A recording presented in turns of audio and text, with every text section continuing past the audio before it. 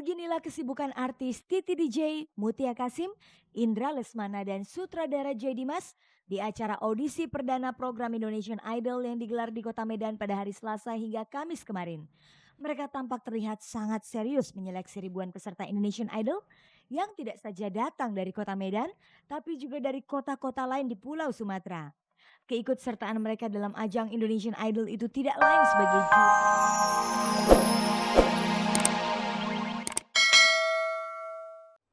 Selamat sore pemirsa, jumpa lagi dengan saya Fani Rahmasari dalam tayangan paling bergengsi, Cek dan Dicek. Inilah tayangan infotainment yang akan membuka cakrawala Anda tentang kehidupan selebriti di tanah air. Sejumlah informasi menarik telah disiapkan oleh tim Cek dan Dicek untuk kita simak bersama di akhir pekan yang menyenangkan ini. Dan berikut kilasan tayangannya.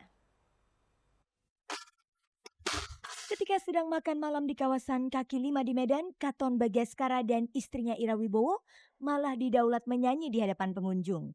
Kejadian unik ini terekam ketika tim Cek dan Dicek secara tidak sengaja bertemu mereka di ibu kota Sumatera Utara itu. Artis Desi Ratnasari resmi mengajukan gugatan cerai terhadap suaminya Sami Hamzah lewat Pengadilan Agama 3 Raksa Tangerang. Namun ketika dikonfirmasi, seperti biasa Desi tidak mau berkomentar apapun tentang gugatan cerai itu. Indra Lesmana, Titi DJ, Mutia Kasim dan Joy Dimas kini punya tugas baru. Mereka menjadi juri program Indonesian Idol yang mulai gencar digelar oleh RCTI. Simak kisah mereka saat menyeleksi peserta Indonesian Idol di Medan yang kemudian dirangkaikan dengan cerita dua presenter acara ini, Irgi dan Atta. Liputan hangat ringan dan menarik hari ini menampilkan Arman Maulana yang tampil bersama band Gigi didampingi putri sematawayangnya Naja Dewi Maulana. Di tengah duka artis Cintami Atmanegara atas wafatnya ayahanda tercinta hari Jumat kemarin, mantan suaminya Odi Agam yang secara bersamaan merayakan hari ulang tahunnya yang ke-51 datang melayat. Liputan yang akan segera Anda saksikan ini jarang terjadi. Tim Cek dan Dicek bertemu dengan pasangan Ira Wibowo dan Katon Bagaskara di Medan. Kebetulan mereka tengah memenuhi undangan salah satu rekannya. Ketika tengah menikmati makan malam di Kesawan Square, sebuah kawasan kaki lima khas Medan, mereka langsung didaulat para pengunjung untuk bernyanyi. Dan berikut hasil liputannya.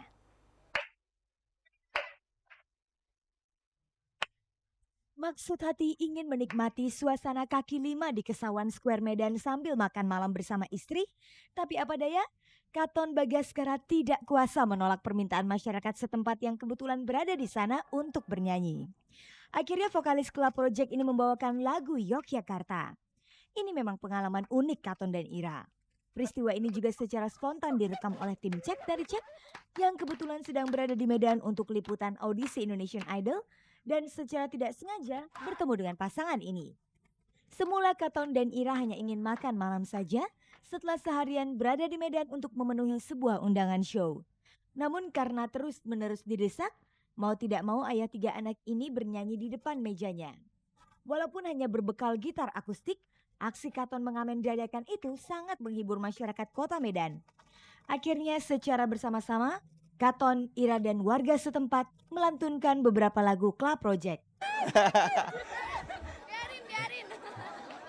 Sebetulnya saya ada acara tadi penutupan Expo Medan di Tiara. Terus saya sempatin juga untuk ngajak Ira ke Kesawan Square karena ini tempat yang saya rekomen, tempat yang hangat, tempat yang asik dan Ira belum pernah ke sini di Medan gitu. Dan coba dengarkan komentar Ira ya. Enak sekali, asik banget, tempatnya asik, suasananya juga apalagi hari ini kayaknya meriah banget. Hidup Kesawan Square. Terus terang saya ditawarin saham di sini. Setelah menciptakan lagu Yogyakarta, adakah Katon berniat menciptakan lagu tentang kota Medan? Mudah-mudahan sih saya bisa nyiptain lagu buat kota ini. Kayaknya asik banget kota ini. Bagi pasangan Katon dan Ira berkunjung ke Medan bukan kali itu saja. Sebelumnya mereka sudah beberapa kali datang ke kota terbesar di Pulau Sumatera itu. Apa pendapat mereka selama berada di sana? Ini tempat yang selalu saya pengen kembali gitu. Suasananya akrab, bangunan-bangunan tuanya memberi inspirasi, orang-orangnya ramah semua.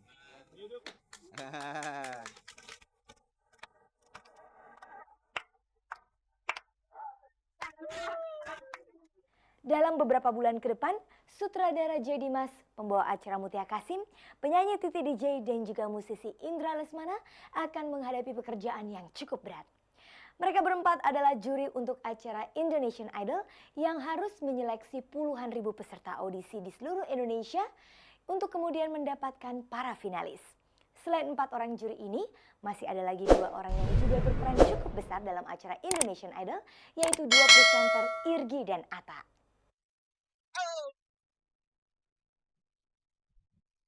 Beginilah kesibukan artis Titi DJ, Mutia Kasim, Indra Lesmana dan sutradara J. Dimas di acara audisi perdana program Indonesian Idol yang digelar di Kota Medan pada hari Selasa hingga Kamis kemarin.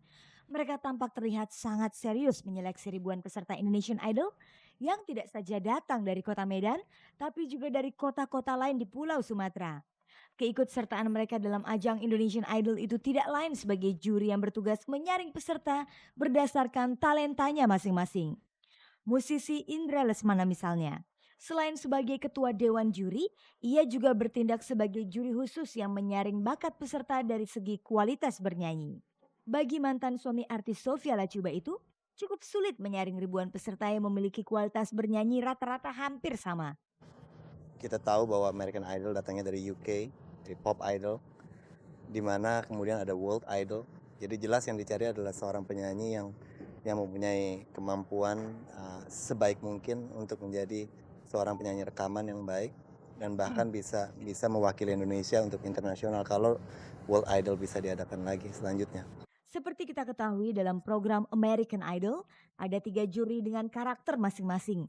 Ada yang simpatik seperti Paula Abdul, ada yang bersahabat seperti Randy Jackson, dan ada juga yang cenderung sinis seperti Simon. Bagaimana dengan karakter juri untuk Indonesian Idol? Ya, kita banyak yang menanyakan apakah budaya seperti itu cocok ya untuk diterapkan di negeri ini. Tapi pada saat kita mengerjakan pekerjaan kita sebagai juri, kita nggak mencoba untuk menjadi seorang yang sadis. Kita hanya mencoba menjadi orang yang jujur dalam mengatakan apa yang kita rasakan pada saat itu. Kita punya cara menilai sendiri, karena kita berhadapan dengan penyanyi dari Indonesia. Mungkin Simon juga akan kesulitan dengar penyanyi Indonesia. Jadi dari pihak Idol memberikan sepenuhnya ke kita untuk menjadi diri kita sendiri, tidak mencoba untuk menjadi seorang Simon atau menjadi seorang Paula Abdul. Di mata Indra, bagaimana peluang peserta Indonesian Idol dari Kota Medan? Ada yang di dalam dunia hiburan ada yang dibilang faktor X ya. Lahir menjadi bintang gitu. Dan itu tidak bisa dibentuk dalam satu hari. Saya rasa dari kontestan yang diterima pasti akan ada satu nilai tambah bagi dia. Jadi akan ada satu proses berjalan bagi calon idola ini. Dan itulah kelebihan dari Indonesian Idol. Kita nggak mencetak bintang pada saat ini. Ini susah sekali. Dari 20.000 orang kita harus cari satu, gitu ya. Dan satu itu nantinya yang milih juga orang Indonesia, semua rakyat Indonesia yang milih, bukan kita lagi. Bukan cuma 4 juri yang mesti bekerja keras selama Indonesian Idol digelar RCTI. Ada juga 2 presenter yang selalu ikut saat audisi diselenggarakan di 5 kota besar di Indonesia. Mereka adalah bintang sinetron Irgi dan penyiar radio Atta. Saat ditemui di Medan, keduanya menceritakan banyak hal, dari soal penyesuaian diri sampai usaha mereka agar program Indonesian Idol bisa diterima pemirsa RCTI. Saat ini saya sudah dikelilingi oleh sepasang burung dara.